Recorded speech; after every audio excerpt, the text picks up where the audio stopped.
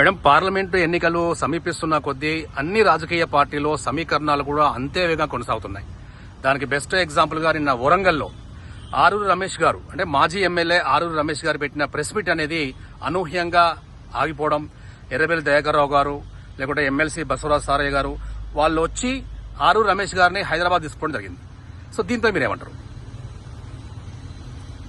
National గా ఎవరైనా కూడా ఒక గృహం అనుకుందాం లేదా పార్టీ అనుకుందాం, ఇక్కడ పార్టీలో తీసుకున్నప్పుడు ఆ పార్టీలో ఉన్నటువంటి వ్యక్తులు వేరే పార్టీ వైపు మొగ్గు చూపుతున్నారని తెలిసినప్పుడు ఖచ్చితంగా దాన్ని కంట్రోల్ చేసి వాళ్ళ పార్టీలు, ఎందుకంటే ఒకవేళ పార్టీలు మారుతున్నారంటే ఖచ్చితంగా ఆ పార్టీకి గొడ్డలు పెట్టేయండి, కూర్చున్న కొమ్మను నరుక్కున్న లాంటిది.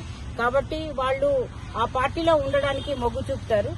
ఈ విధంగా నన్ను అడిగితే పార్టీలు మారడము అనేది నేను అక్కడ ఉన్నటువంటి నాయకుల విజ్ఞతకే వదిలేస్తున్నానండి. అది ఎంతవరకు అంటే అన్ని బాగున్నప్పుడు అక్కడ ఉంటారు, తర్వాత అక్కడ విఫలించి అంటే కేవలం మీకు ఏముంది, పదవి మీద కాంక్ష, ప్రజల మీద కాంక్ష కాదు, అక్కడ పదవి కాంక్ష మీకు. ఇక్కడ మీరు నిజంగా ప్రజల పట్ల నిబద్ధత ఉండేవాళ్ళైతే అక్కడ ఎందుకంటే ఒక స్కూల్లో ఒక టీచర్ ఉంటే రేపు రోజున ఆ స్కూల్ టీచర్ కి ఇంకా ఎక్కువ డబ్బు ఇస్తున్నారంటే ఆ స్కూల్ వదిలిపెట్టేసి వేరే స్కూల్కి వెళ్ళిపోతుందా?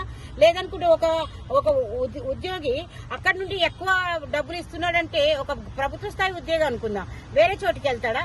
లేదు అనుకుంటే ఒక భార్యాభర్తల బంధం ఉన్నది అనుకుందాం, ఆ బంధంలో ఆ భర్త కంటే వేరే వాడు మంచిగా సంపాదిస్తున్నాడా ఉన్నప్పుడు ఆ స్త్రీ తన ఉన్నటువంటి అవన్నీ విస్మరించి వేరే దగ్గరికి వెళ్ళిపోతుందా? కాదండి.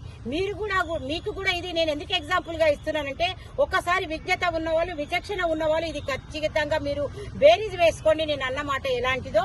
ఎందుకంటే this is very bad, too much అండి.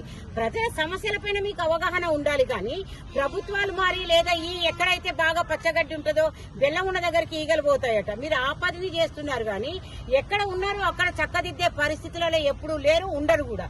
ఎందుకంటే మీకెంతసేపు మీ పదవి మీద వ్యామోహము, మీరు రేపు ప్రొద్దున దీనివల్ల కొత్త కొత్త కాంట్రాక్టులు తెచ్చుకొని ఇంకా ప్రజలను ఎట్లా దోపిడీ చేద్దామని అనుకుంటున్నారే గాని సామాన్య ప్రజలకు అనువైనటువంటి సామాన్య ప్రజల మౌలిక వసతులు పూర్తి చేయడానికి ఎక్కడా కూడా మీకు ఆలోచన ఉండబోదు. ఇది ప్రత్యేకంగా మీ స్వార్థంతో మీరు ముందుకు వెళ్తున్నారు, కానీ సెల్ఫ్లెస్ గా మీరు ఎప్పుడు ఉండరు. ఇది ప్రజాస్వామ్య విధానానికే గొడ్డలి పెట్టు.